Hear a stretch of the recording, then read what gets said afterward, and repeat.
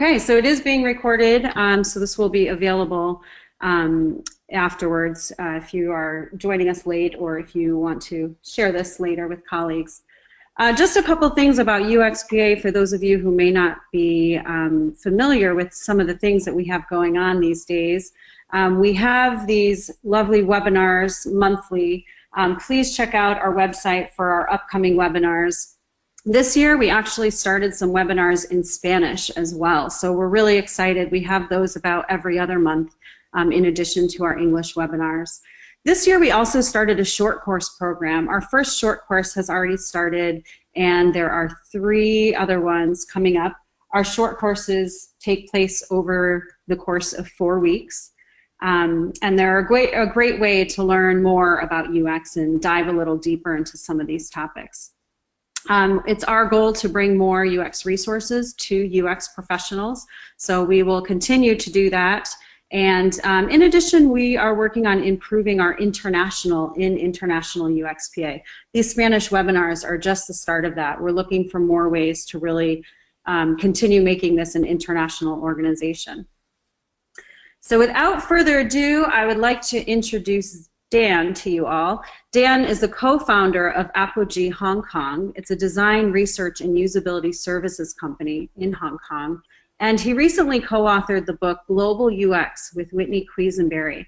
This is a collection of stories and distillation of insights from UX practitioners around the world, showing real examples of a successful UX practice. And in addition, he also co-wrote the usability kit with Jerry Gaffney, and that's an implementation guide providing best practices and guidelines for UX design teams. So Shirley, an expert, we're very excited to hear from you today. Thanks so much for joining us. Dan Zook. Thank you very much for having me today. The topic for today is make meaningful work, designing projects for success. So I thought today what we would do together is to really do what we call a framing and a reframing. And so the way we're going to do that is I'm going to effectively take you on a little bit of a journey, and through that journey together today, we might together discover what it means for our own work, where we are currently, what it might mean for our work going forward by also looking back at what we studied, back at the type of work that you did prior to the work that you're in, and also looking at whether in fact UX is a profession that you'd want to continue your work in, and or looking at other bubbles that intersect with UX to be able to help us answer the question of how we could make meaningful work together. The photos in this presentation are all mine and my partner's Josephine. So Josephine is also, she's my wife and also my co-founder in Apogee. And this particular photo was taken in Taiwan this year as we watched the sunrise one early morning in Taiwan. My Twitter handle is in the bottom left-hand corner there on this slide, and that's my email address. If anyone would like to further the conversation or you have questions beyond the webinar, you can contact me that way. So let's get started. So about 20 years ago, Josephine and myself co-founded Apogee.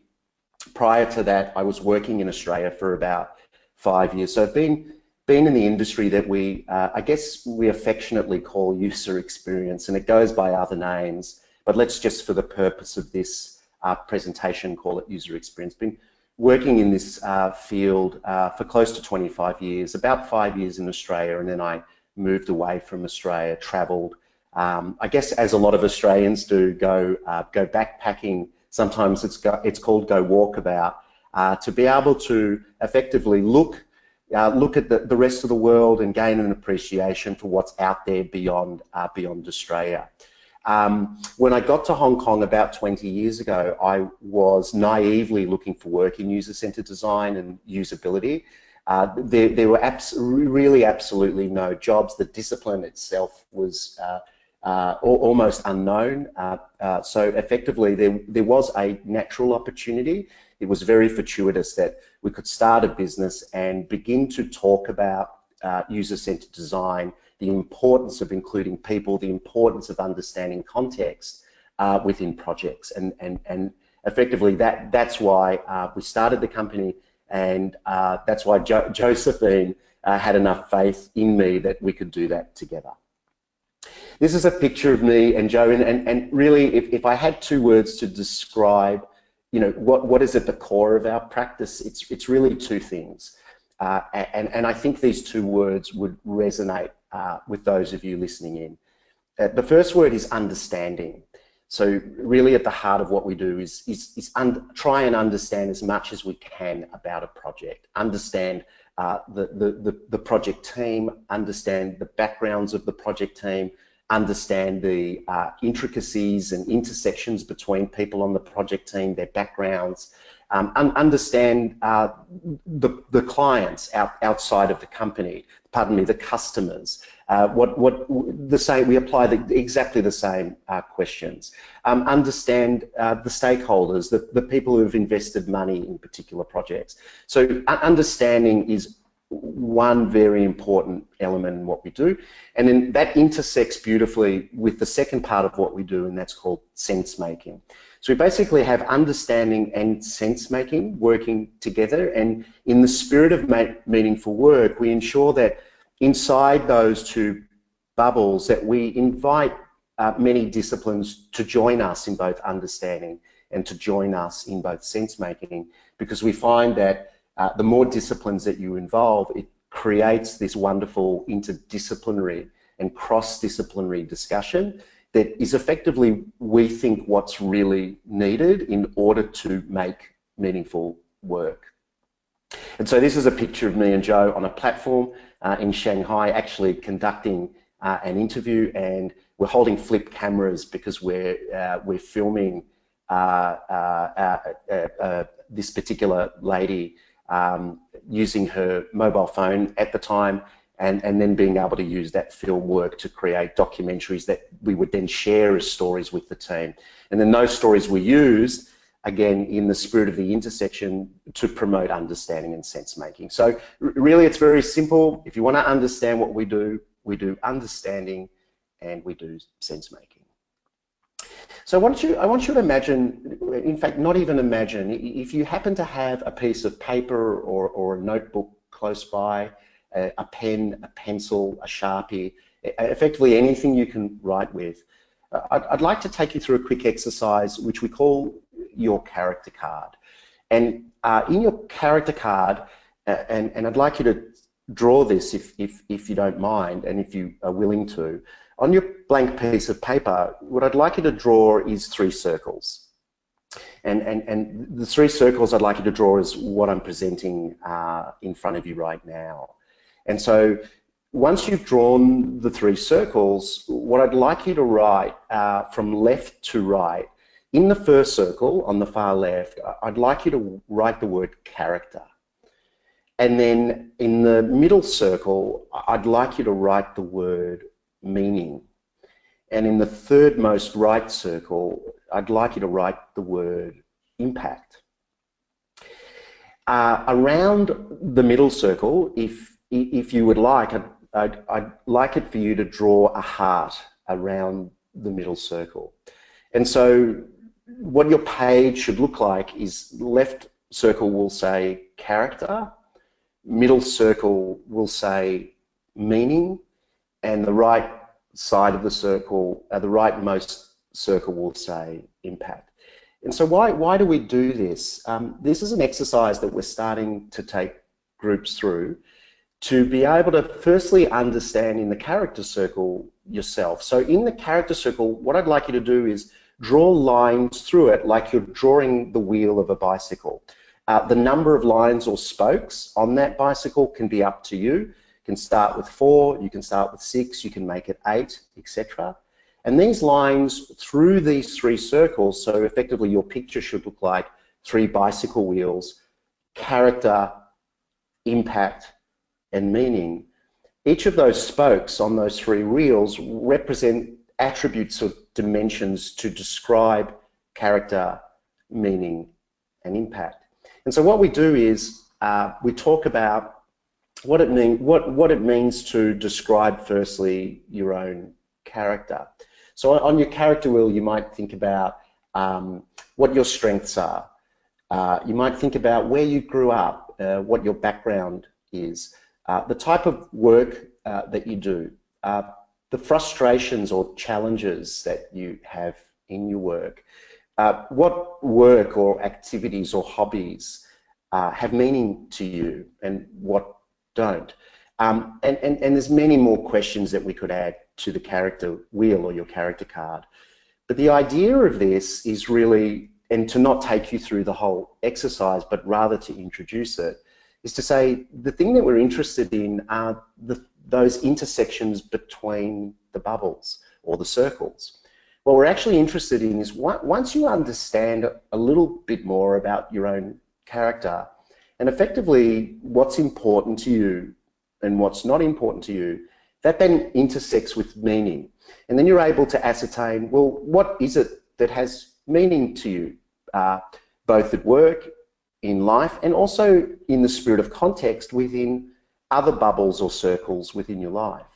And then the second intersection between meaning and impact, between the second circle and the third circle, is saying, well, once you understand a little bit more about yourself, which is not a linear activity necessarily, but it's certainly continuous, you're able to sort of say, well, I know a little bit about myself. I know what has meaning to me. And then the third circle is saying, I know that potentially the types of things I would like to work on that have impact for myself.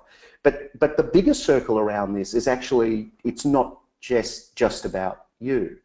The value of this also says that you could think about, well, who else could I interview in the spirit of understanding to understand a co-worker around character, meaning and impact. Your meaning may have differences with the person that you work with. Your meaning also might have connections, which we call connecting the dots, that might describe that there's actually a greater meaning beyond yourself that's more of a collective meaning between you and a colleague. And then impact implies that there are things that are impactful to you, but there's also things that are of greater importance than just your own individual needs. So we like to call this the character card, and the character card, to conclude, is made up of your character, meaning, things that are important to you, and the impact that you want to have. And so why this question of make meaningful work? Why did this even come up? Well, I want to start with talking about water bottles, and I'm going to come back to this later. But a little story is that about a month ago, we were standing at our bus stop just outside our apartment building. And there was a group of people standing near the bus stop, and a couple of them were holding water bottles. And one person decided to just, and I happened to observe this, decided to just throw their water bottle into the bushes. At that point, I got quite angry. Actually, I got very angry, and I walked up to this person and asked this person quite firmly to go into the bushes, to pick up the water bottle, and to place that water bottle into the garbage or the rubbish bin. The person at first actually felt somewhat curious as to why I would ask him to do that. But the point that I'm trying to illustrate is that when we look at our character, our meaning, and our impact wheels, we have the opportunity to think about that in various contexts. And the idea of impact as it relates to meaning and character, if we look at it the other way around from right to left, is to say that what you do has consequences. The way that you interact, the way you converse, the way you treat people has consequences. Now, these can be sometimes described as micro and or macro consequences. But the point of asking this person who threw the bottle into the bushes the point of asking this person to put it into the rubbish bin wasn't so much about following a rule, it was rather being able to trigger an idea or spark an idea in this person's head that when you throw a bottle into the bush, there are some consequences, macro consequences, as a result of doing that, that this particular person may or may not see. Now, that's not a judgment call. It's just rather a learning point to say that when we think about our character, our meaning and our impact, in terms of what we do and the people that we work with, and we think about our activities day to day, the point of the water bottle, and I'll come back to the water bottle, is to say when we do something, there are both immediate impact of that, and there are also longer term macro impacts to what we do. So the point of this story is to say when people talk about and they use language like, and this type of language scares me a little bit or frustrates me sometimes, when people use words like change, transformation, disruption, organizational culture change, system change, I think that language is in some respects okay, but what it's really talking about is it's talking about at the system level. And the thing about the system level is in order to see the system level, in order to see macro, in order to see the bigger picture, you have to be able to first see the bigger picture. And you firstly have to be able to have perspective to see the bigger picture. In order to have perspective, you have to be informed in order to gain perspectives and different circles of perspective that intersect with each other. So I'm going to come back to this, come back to the bottle a little later on. So why this project? Well, this is from our currently our Medium site. We do have a web address, makemeaningfulwork.com, and eventually we hope that this will become its own a website in its own right. But for now, we're using Medium, and on that we have a couple of articles there that describe the project of Make Meaningful Work. But really, at its heart, why we're doing Make Meaningful Work is that what we've observed in the larger system that we call work is that we see a lot of people who are effectively, and I really encourage people to just use my language simply as draft language that's malleable and flexible enough that we can play with. But we've noticed that people at work are effectively sleepwalking. And sleepwalking is described as where work feels purposeless. People feel, and we've had people describe this over the last 5 years as we've been researching this, people have described work as bullshit. People have felt numb at work, in some cases depressed, feeling that they don't have a voice, feeling that they're not connected to a sense of mission or vision or narrative associated with what they're working on, and effectively that work feels purposeless. So part of Make Meaningful Work, if we deconstruct that a little bit, is to say meaningful can actually be replaced with purpose, value, and it also applies, and a whole host of other words, and it also applies across the layers of individual, team, product or service that you're working on, business, and we could even go wider, business within a community, community within a state or region, countries within a global setting. And so we thought, well, that's quite an interesting question. If in fact that is true, and given that people spend considerable amounts of time at work, what would it take for us to give ourselves a self-imposed project, a PhD of sorts, a master's of sorts, and to say, well, how could we go about over the next 10 to 15 years to answer this question of how could we make meaningful work? Is that something where, if we look at the character, the meaningful, and the impact wheels, is that something where we could apply that in the context of Make Meaningful Work, but also teach others to think about this framework as they're considering work, the work that they're doing, and as they're considering this question? And so we have something called sleepwalking, but we also have something called sparkle. So if sleepwalking is a description of effectively the sense of frustration or the purposelessness that we feel, we had to come up with an opposite just to compare and contrast it. And so the opposite state is what we call sparkle. So we basically describe it as make meaningful work as a project. How can we make meaningful work as a question, which is a question that I open it up to those of you listening in to contribute to this question. And then the journey is, or one could say the tagline is, how can we move people, projects, from sleepwalking to sparkle? And just quickly, why work? Work is simply a unit of analysis. We could have said make meaningful life. It seemed a little bit too big for us. Nice thing about work, though, is that it's more digestible for people. We find that people can talk about their projects and they can talk about their challenges.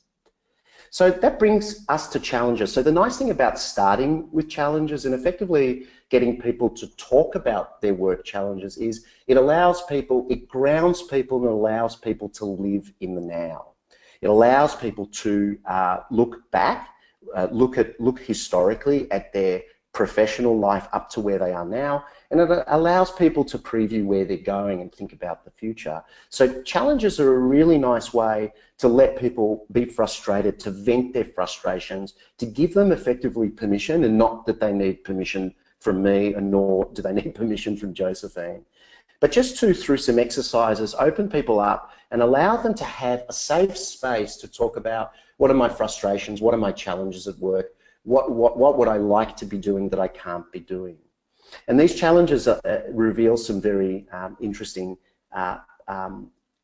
behaviours and motivations, and they highlight some very interesting pain points that are happening in the larger narrative of work that one would assume should be in place to help people make meaningful work. So for an example of that would be that there is a disconnect, by way of example, between understanding the vision, just as one example, the vision of what people are working on, whether they in fact have contributed to that vision, whether they in fact connect the dots between that vision and the work that they do. That's an example of a challenge that people describe.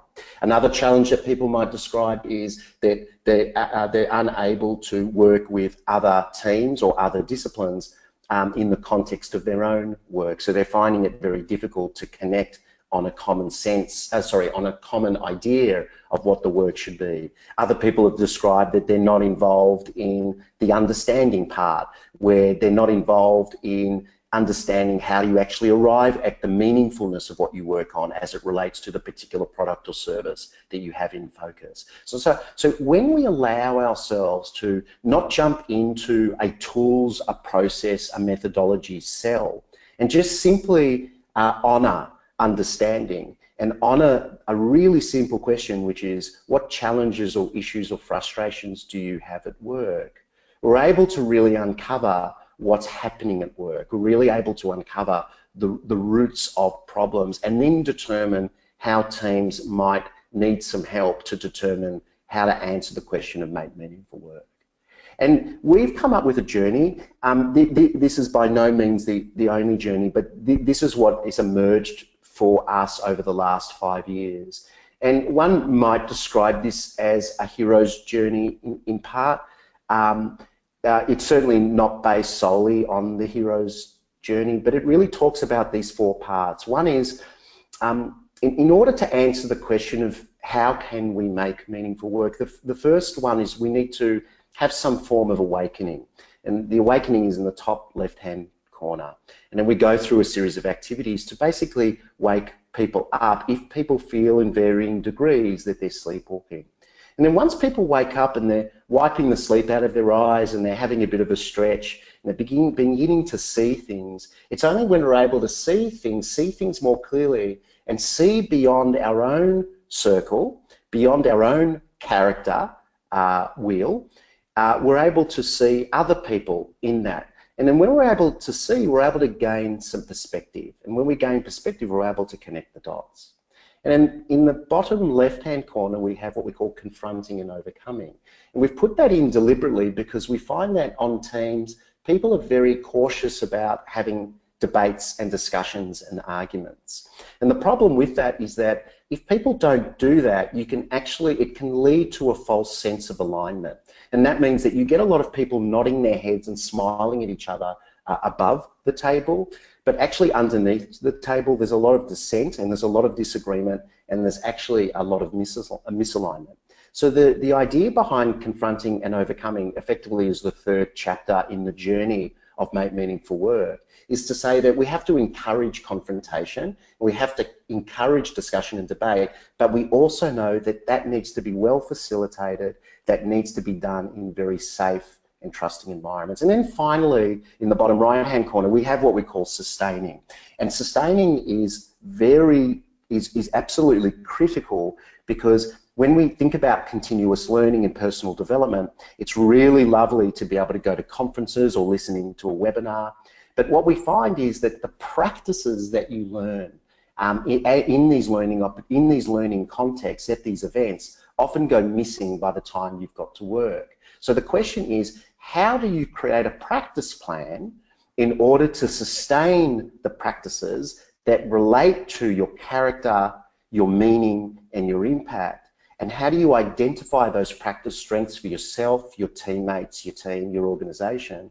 And how do you equally identify those practice deficiencies and then determine a practice plan as it relates to continuous learning to work out how to position the work that you do in the spirit of cross and interdisciplinary work that we need to do together.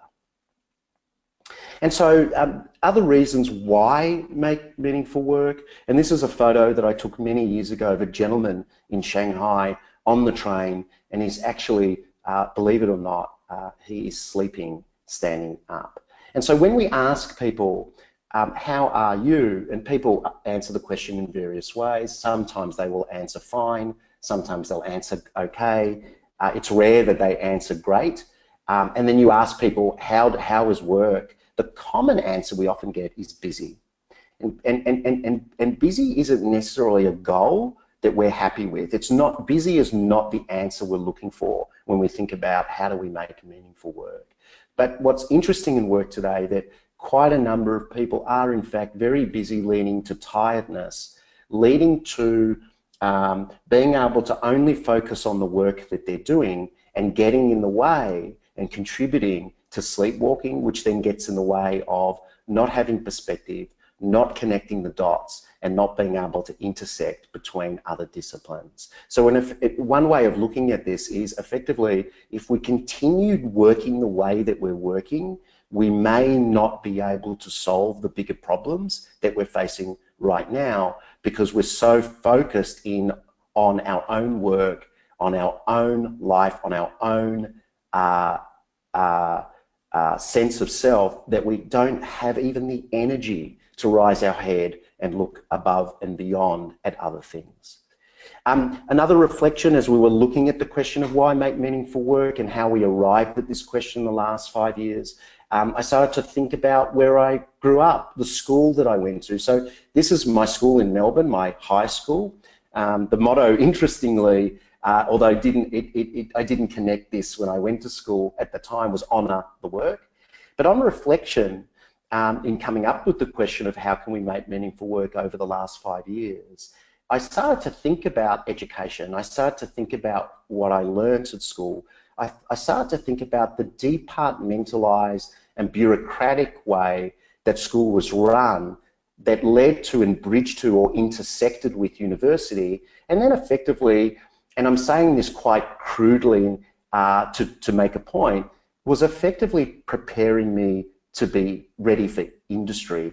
And that's okay, but when your schooling is already creating a line of thinking that is departmentalised, it then gets in the way of creating the intersections that are needed to be able to perhaps gain a bigger picture of what's going on. So in effect, what school did for me at the time was it created a specialisation of sorts, when really what I needed to look at was not only look at studying humanities, because the school was really divided into two wings, like literally divided into two wings, humanities on one side of the building and sciences on the other. I think what would have been preferred at that time, and I think some schools are heading this way now, is to be able to mix those disciplines together and to be able to say to a person like me, hey, you're not a dummy in maths. There are ways that you could teach maths or physics or chemistry and teach it in ways that are interesting and that can intersect and cross with other subjects that I was studying at the time. But the point I'm trying to make is that when we reflect back on our own education and how we were brought up, it lends interesting questions as to how it leads to the way we think today.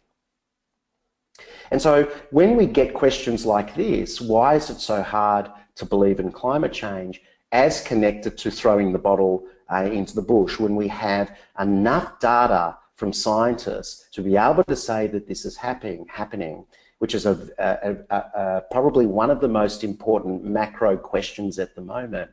It does lend interesting questions as to why people are having a hard time believing in those things. What is it that's creating their own bubble, or what Dave Gray talks about in liminal thinking, their own bubble of self-belief that gets them to feel afraid or not being able to think about why, in fact, climate change is happening, and in some cases to reject it outright.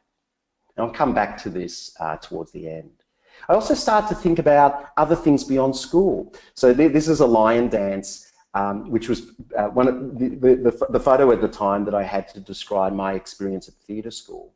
But I started to think about, well, I did actually go to 4 years of drama school. And I started to think about, well, what practices were at play there, in addition to school, in addition to other things that I had when I was growing up, that contributed to practices, and contributed to practices independent of the project, independent of a methodology, independent of a process or a toolkit. What practices were at play? And I started to think about, together with Josephine, started to think about, well, who else could we learn from? What practices could we learn from a dentist, from a chef, from a doctor? What practices could we learn from theatre? What is going on in those practices that contributes to meaningful work? So when I reflected on theatre, I thought, what was going on in those successful amateur and professional theatre shows that I did, which made those projects feel so delightful? What was happening in terms of practices? And so relating practices to character, meaning, and impact, and then relating it to the dimensions of that, we then begin to gain some insight. We begin to awaken and begin in the spirit of the journey. We begin to see the prospects as we begin to wake up and see and connect the dots, begin to see the possibilities of what does it mean for what we do. And actually what I'm tasking you with is to say, 5 years ago, when I felt a little bit stuck, actually we tasked ourselves to say, well, what if we stepped outside of the UX bubble? What if we still honoured what was going on in there from a disciplinary and a practice perspective? But what if we stepped outside of that bubble? What if we went and learned from other bubbles, other circles of influence to discover the dimensions of character, meaning and impact and what it meant for practices? So there's something called Shuhari. It's a wonderful article written by a friend of mine, Davide Casale. It's based in London. And he wrote a lovely article called A Mental Model and the Phases of Mastery. Now, I'm not going to, pardon me, I'm not going to go through this in detail, but I do want to talk about the 3 stages, and I actually am going to show you the notes on this one. So I apologize, I have deliberately gone into notes mode because I want to ensure that I'm getting this, I'm following the words that are in David's article. The whole point of mastery is to actually say, well, we are actually all in phases of continuous learning. And so the whole point of the phases of mastery is to say, well, how do we go about recognizing what we need to learn as it relates to personal development? So he talks about SHU. And SHU is, firstly, we need to see the rule to follow the rule. So SHU is really about following the rule. And then he talks about HA. And HA is, in the spirit of the phase of mastery, once you see a rule, your ability then to break the rule. And then he talks about RE, which is then being able to depart from the rule. So the reason I'm bringing that up is it relates quite strongly to the notion of employee development or personal development, and then to ask yourself, as a practitioner, in the context of your work, how do we then think about practices that relate to how we answer the question of make meaningful work in the context of a journey, including awakening, seeing, connecting the dots, confronting and overcoming, and sustaining. And then the question or the takeaway here is, how do we go about ensuring that we have continuous learning, not just about attending webinars or going to conferences, but saying how would we have an actual constant practice of mastery every day in the spirit of understanding or following rules, when we need to break the rules, and then when we need to depart from the rule. And so then go back into presenter mode. Then it brings us to the practice tree. And so these practices have come out of interviews and literally years and years of understanding our project. And at the practice tree, what we have above the tree is, I think, where a lot of work resides today. And that's not to deprioritize the importance of tools, process, deliverables, and measurements. But when we hyper-focus on this, it removes our focus from the why sometimes. It removes our focus from the bigger picture or the meaning of what we do.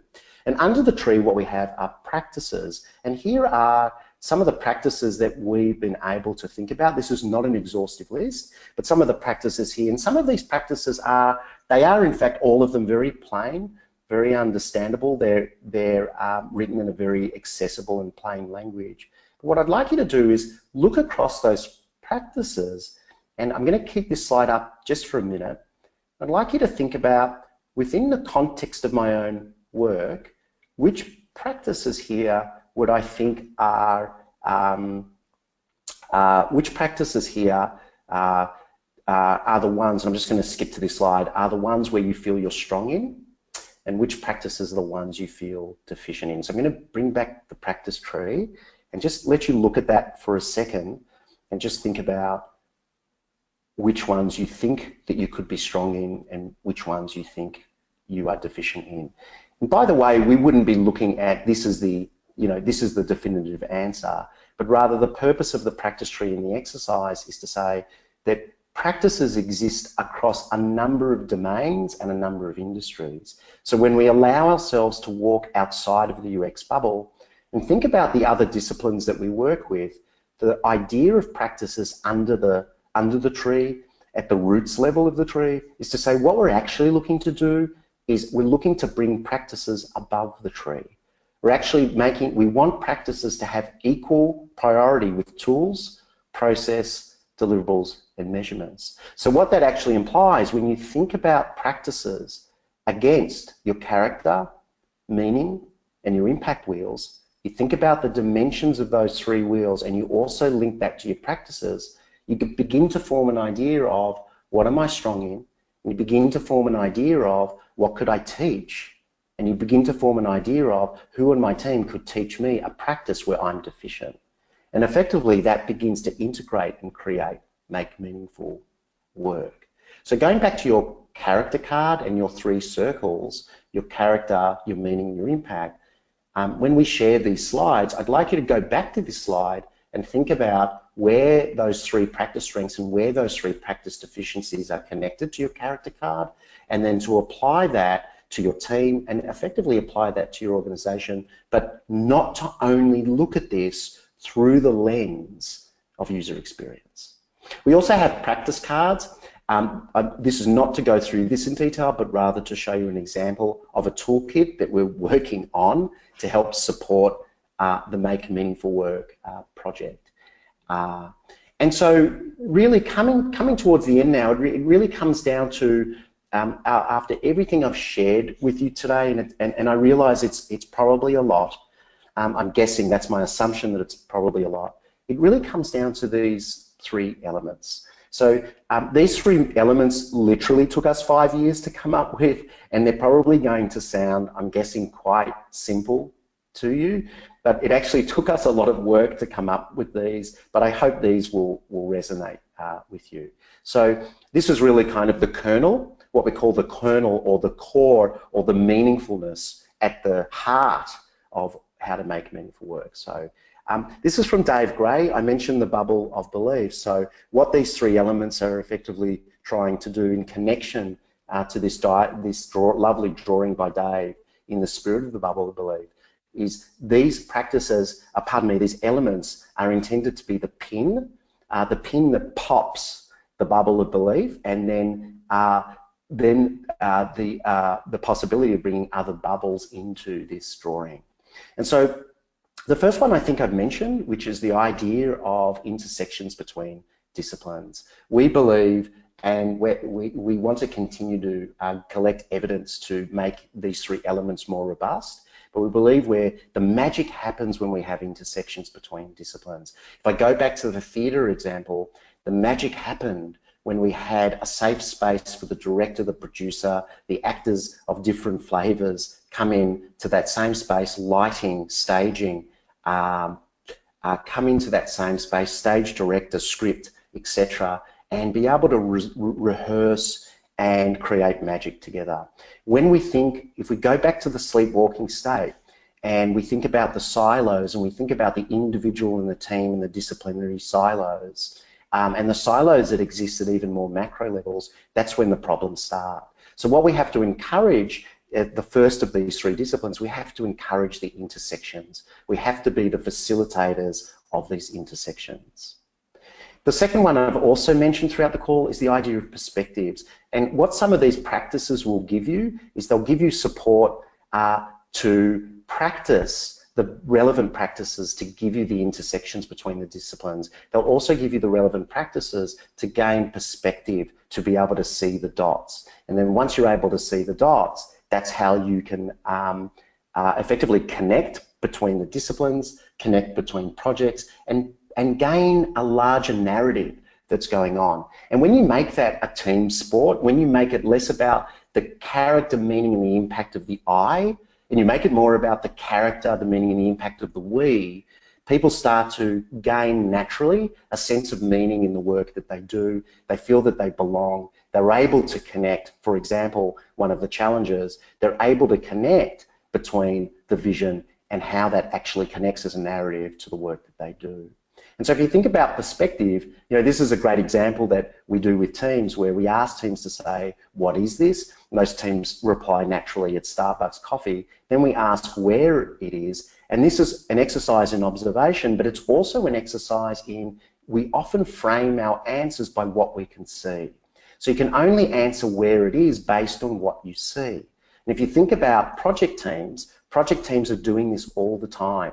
They're introducing a lot of assumptions and a lot of biases based on their own egos, based on their own bubbles of belief, based on their own deficiencies of practices, by not intersecting with other disciplines, by not bringing evidence to the table, by not practicing sense-making, by not practicing understanding. And then what it leads to, it then begins to lead to requirements that have no grounding in need, no grounding in a problem, and then that's what leads to the bullshit work. So what we need to do is one practice, by way of example, to gain perspective is zooming out.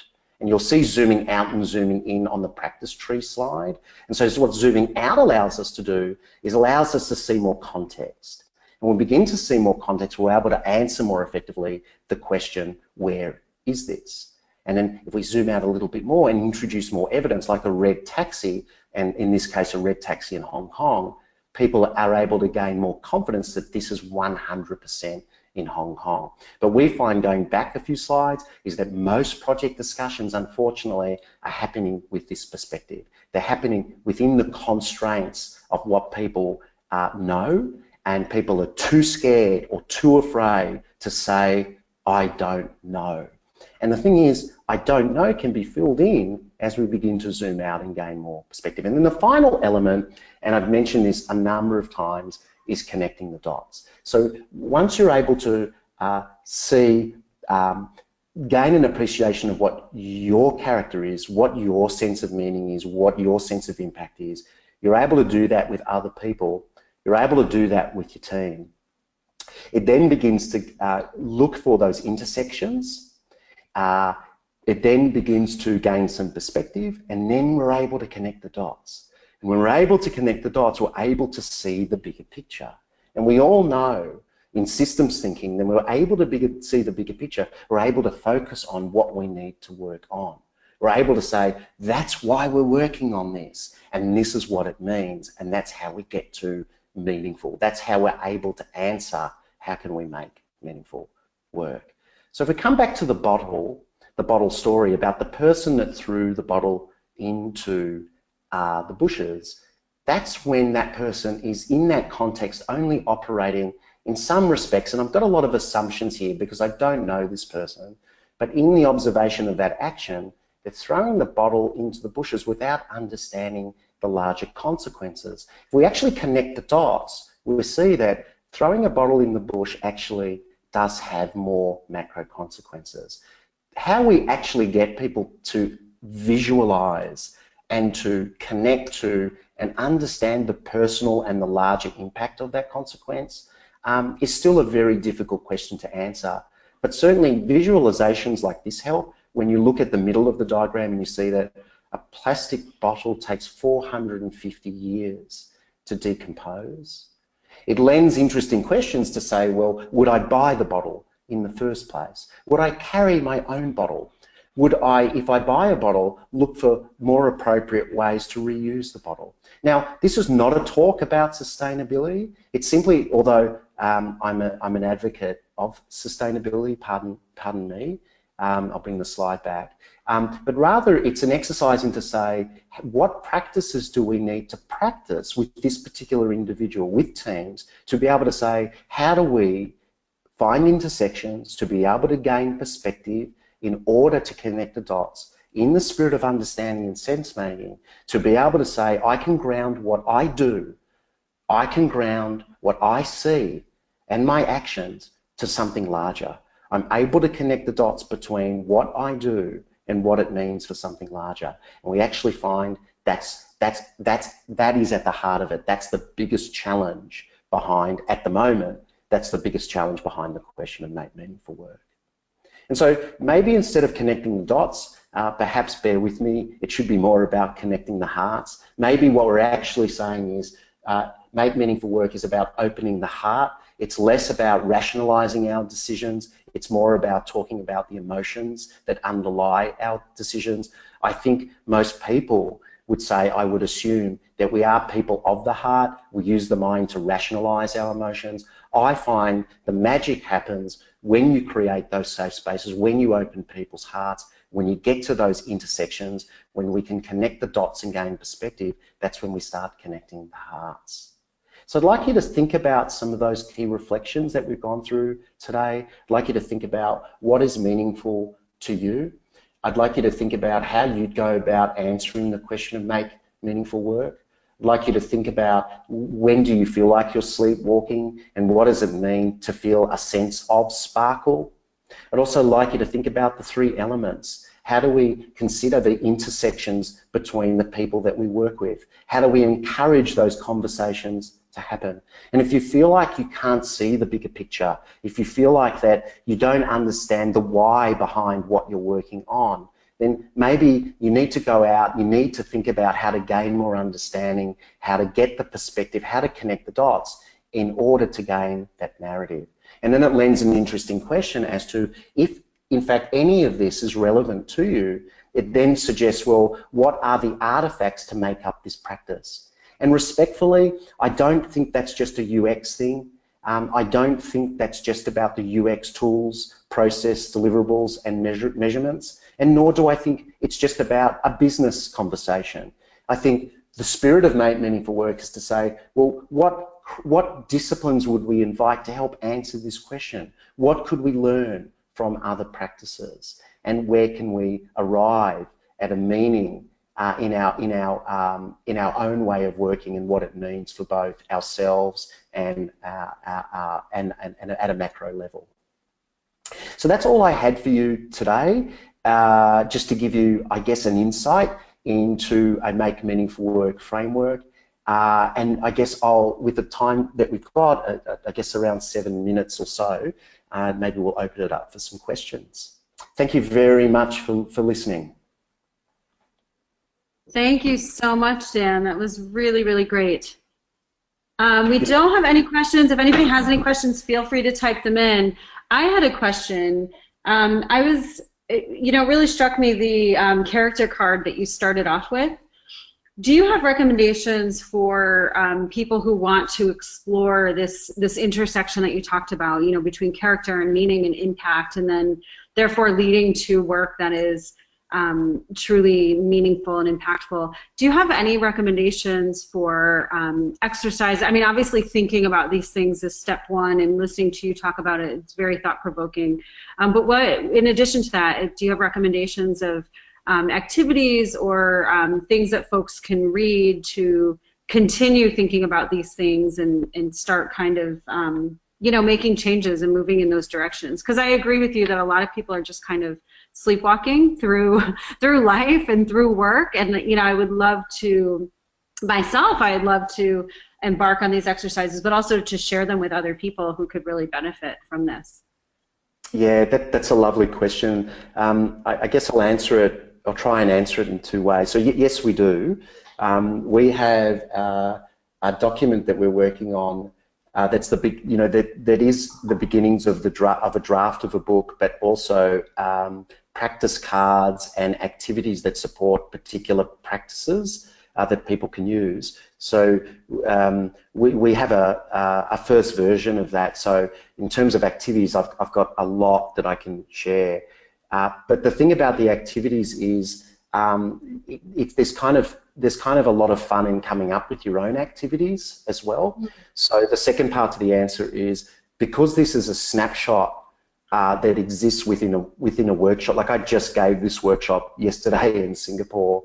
It's really interesting to watch people feel somewhat anxious as we go through this, because what they want us to provide is they want us to provide the templates in a way in those intersections. But what we're trying to, and yes, we do have those, like the character card or the challenge cards or the practice cards. We've got those, and we'll certainly provide those. But what's also fun in those intersections is creating those together, and creating those together in the context of the challenges that people are having. So what we didn't have time for today, naturally, is when you have time to actually really soak in challenges and just to do some light grouping of that, and in the spirit of perspective, connecting the dots and intersections, you're able to see what you should have in those intersections and what needs to be unpacked. So I would say, yes, I've got the activities, but we probably need to talk about what's going on in those intersections first, or how even people would arrive to come into those intersections, to then talk about what the activities would be. Gotcha. Okay. Yeah. Awesome. Well, I look forward to talking to you more about that. Great. Let's see, we have another question here in just a couple minutes left. How do you create a safe space to foster conversations about work? And how much courage do you need to engage in those conversations? Yeah, that's a great question. I mean, in theatre school, by way of example, it was explicit. So because we were already in that context, the person facilitating either the courses and or the productions, that was a given. It was mandatory to have that, because there just wasn't, if you fundamentally don't have that going on, you're not able to create the necessary trust that once you're in front of an audience, you shouldn't be in the situation to even question it. It's just there. For example, if someone forgets a line, someone will be there to pick up on that. But outside of a theatre context, I'd say the spirit of Sparkle, Sleepwalking to Sparkle, isn't actually a system play or a systems view or a macro view, although it can be seen that way. The idea of Sparkle, Josephine always says this, is to say it's one step at a time, it's one person at a time. And so as much as we're interested in system level change, we're actually also equally interested in the individual. And I would say the easiest place to start with this, in the spirit of one step at a time, is just simply having a conversation with someone, and just to practice the understanding. And within that understanding, one of our practices, not unique to us, of course, is just listening. To be able to just listen, really without judgment, and listen very intentionally into what people are about, and give them an opportunity to open themselves up and open their heart. Now, this has been described in our field and outside of our field. It's been described in various ways as vulnerability, as compassion, as empathy, as empathic thinking, and so on and so forth. And I think that's all true, and it all contributes to it. But I think more simply and more plainly, it's really about just having a good conversation to start with. And then naturally, once you have a good conversation, you can then be able to think about the other structures that you need to have in place to create that trust. And I think that trust shouldn't necessarily be something like you put ground rules up and you say to people, this is about having a trusting environment. I think people have to, in the spirit of heart, they have to firstly feel that trust and then help co-create that trust together. Awesome. Thank you so much, Dan. We are out of time, so unfortunately we have to part ways, but I look forward to sharing this with others, with other UXPA members. And if you don't mind sending your slides over, that would be awesome. I would love to review them, and I'm sure others would like to as well. Yep, love to do that. And thank you very much. Thank you, UXPA, for having me today. I really enjoyed it. Thank you, Dan. Likewise. All right, take care. Okay, bye. Bye.